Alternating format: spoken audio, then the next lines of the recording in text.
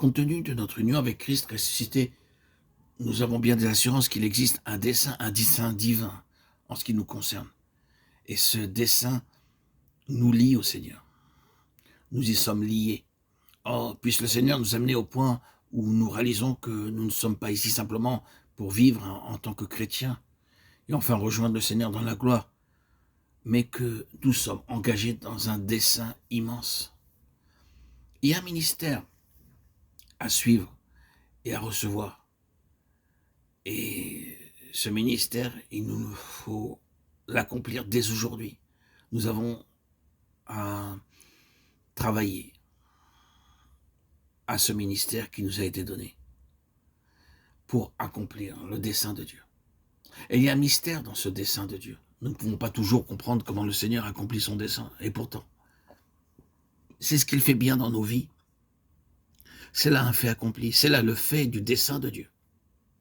La ressource de Dieu est à la mesure du dessein auquel il nous a appelés.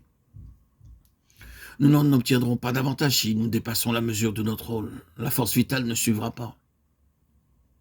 Si nous essayons d'empiéter sur un domaine dans lequel Dieu ne nous a jamais appelés, les ressources nous manqueront de toute évidence.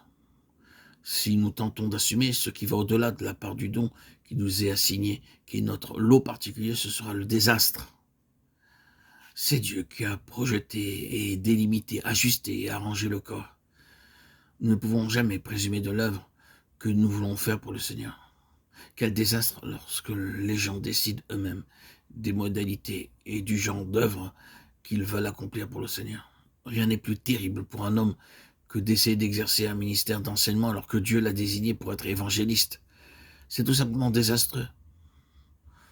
Nous citons cela à titre d'exemple. Dieu a souverainement décidé de la nature de notre œuvre, du don par lequel nous contribuons à l'Église. Et nous aurons à exercer notre fonction sur cette base et à nous en tenir à cela. Et ne pas franchir nos limites. Le ferions-nous? La puissance ne suivra pas.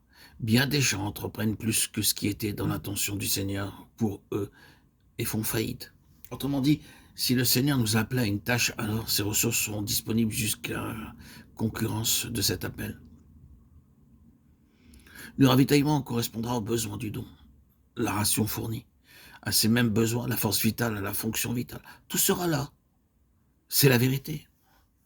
Dieu soit loué. Gloire à son très saint nom. Béni soit son très saint nom. Dieu, béni sois-tu. Si tu appelles, alors ces ressources sont à notre disposition pour cet appel. Et cela à ras-bord. Mes frères et sœurs, chers amis, bien-aimés, il nous faut veiller à ne pas fabriquer nous-mêmes l'appel ou l'ordre de mission. Et c'est précisément, frères et sœurs, ici, là, que notre union avec le Seigneur ressuscité revêt une telle importance. Il nous faut être gouverné par la vie divine, au moyen de l'union avec le Seigneur ressuscité. Le point sur lequel nous insistons est que ces ressources-là, les ressources célestes, sont en relation directe avec un dessein divin.